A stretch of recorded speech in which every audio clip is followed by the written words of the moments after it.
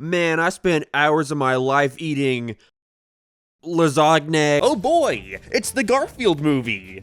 It sucks. I made a video like a year ago discussing all the Garfield movies that were released at the time, in which I came to the very acute observation that they're all pretty bad. Some of them weren't without merit. Honestly, that first one is the closest to being a solid movie, even if that's not saying much. But it mostly came down to the fact that the world of Garfield, at least from an outsider's perspective, seems awfully limiting.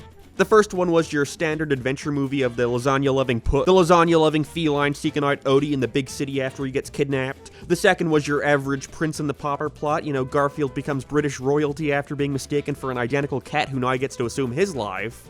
And after that, they just decided to go completely off the walls and make 3 CG movies where Garfield lives in a meta world where he works as a comic strip actor, where everyone takes photographs of the panels and beams it up to the newspapers of Earth.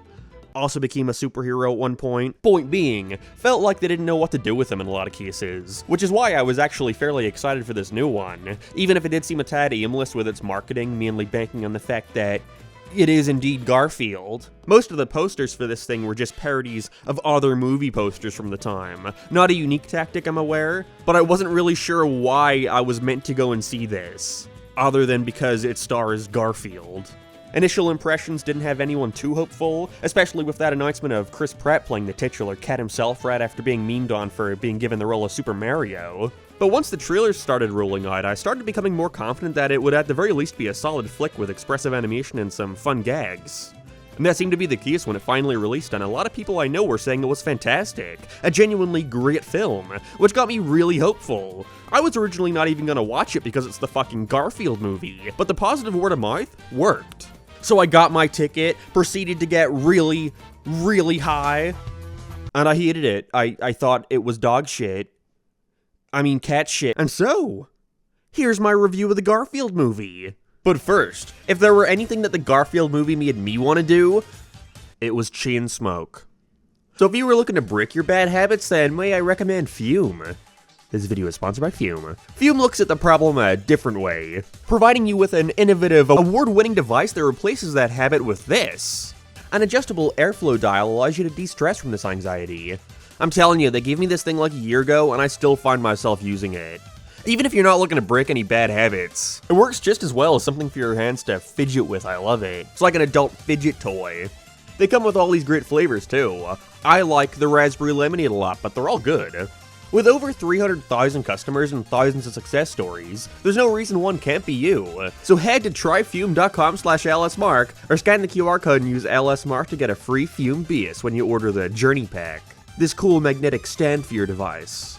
That's tryfum.com and use code LSMark to get that freaking sweet stand. And thanks Fume for sponsoring this video. I suppose I should preface this by saying I am not a Garfield fan. My main exposure to the franchise was by watching a bootleg DVD of Garfield Gets Real a whole lot as a kid. But other than that, I couldn't care less. And so if you like Garfield and this was everything you could have wanted, I'm happy for you.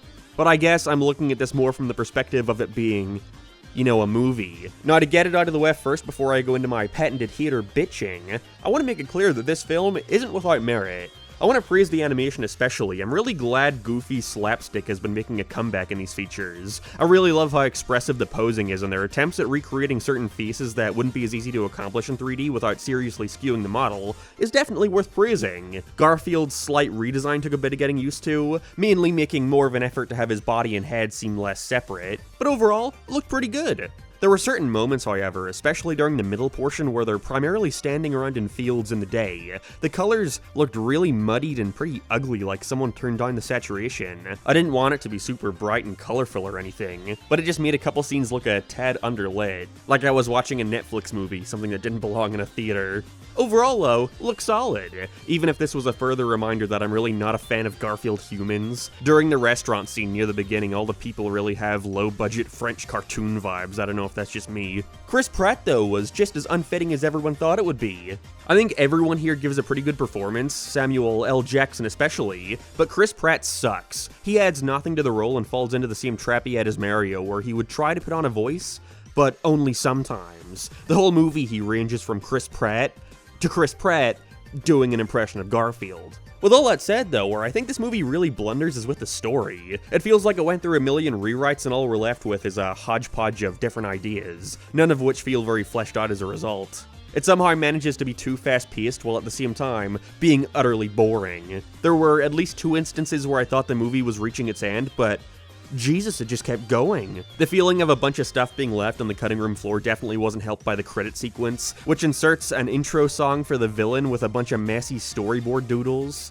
I'm at least glad someone's work here didn't go to complete waste, but at the same time I have to wonder how they could go through all that work only not to include it in the movie. Because otherwise, the villain has little to no presence until the last 30 or so minutes. Basically, she's pissed off at Garfield's dad Vic because he didn't come help her when she got kidnapped by the pond, and so she's forcing Garfield to work with him to steal a massive amount of milk from the local lactose farms, or else she'll kill him, I guess. Which Garfield is not only pissed about because, well, he's Garfield, but also because he's mad at his father for abandoning him as a baby.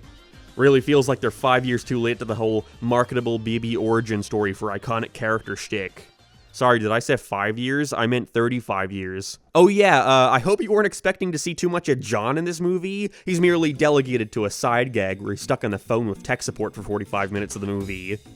Yay. Not that I mind or anything, I'm not crying over the lack of John present here. Mainly because Vic and Garfield's relationship is by far the most interesting thing going on, even if the big bombshell reveal was a bit lackluster. Halfway through the film, they're pretty much just forced into resolving their differences, with Vic letting him know that he wasn't abandoning his son. He just saw how John could give him a much better life. Aren't you crying? I would have much preferred if more focus were put on the two of them having to actually resolve their differences rather than the movie basically going, okay, you were given your reason, now you're all good.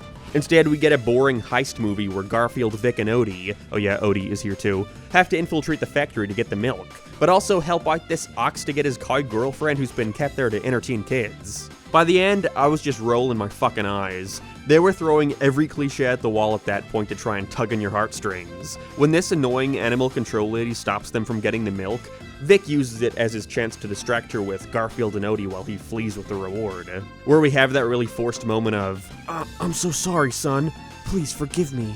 And Garfield is all sad that his daddy left him again and he has to get taken to the pond. I'm just gonna tell you the string of events that occur here because it was just prime. And then this happens, and then this happens, and then this happens, without much rhyme or reason other than for the sake of getting the characters where they need to be for the big action climax where Garfield uses Uber Eats and Olive Garden to save the day.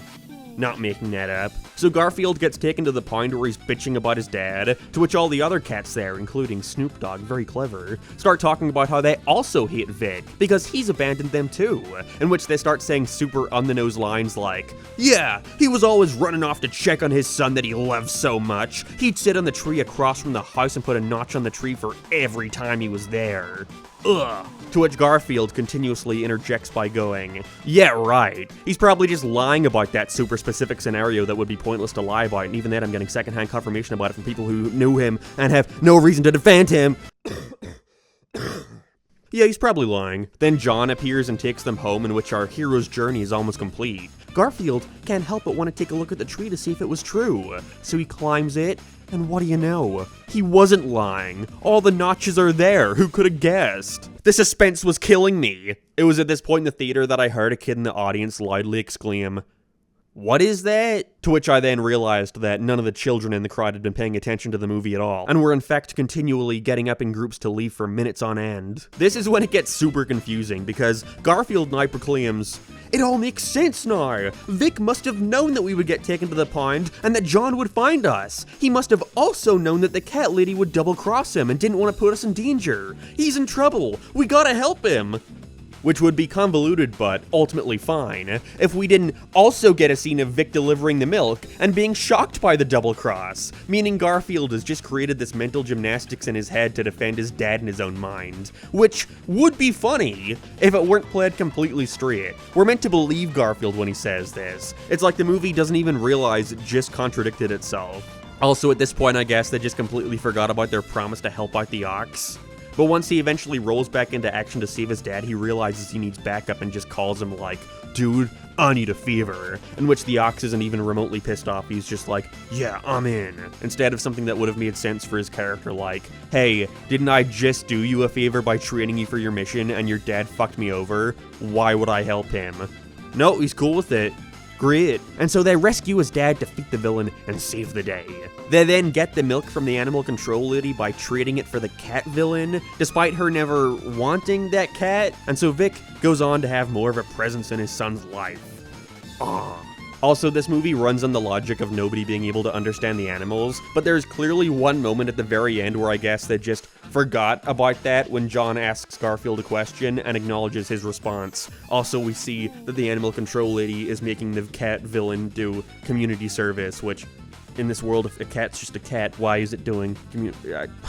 It's a cartoon, I know, but not that it even matters, because they already established in this world there's an app that allows you to automatically translate anything an animal says into English. Why the fuck isn't everybody using this? You know, there's being a silly gag, and then there's being a lazy workaround for needing the humans to understand what the animals are saying at one specific moment in the film. Also, want to add, not a particularly funny movie. I think it works best when it's relying on simple slapstick comedy. All that stuff worked well. I liked how much Garfield got injured, as weird as that is to say.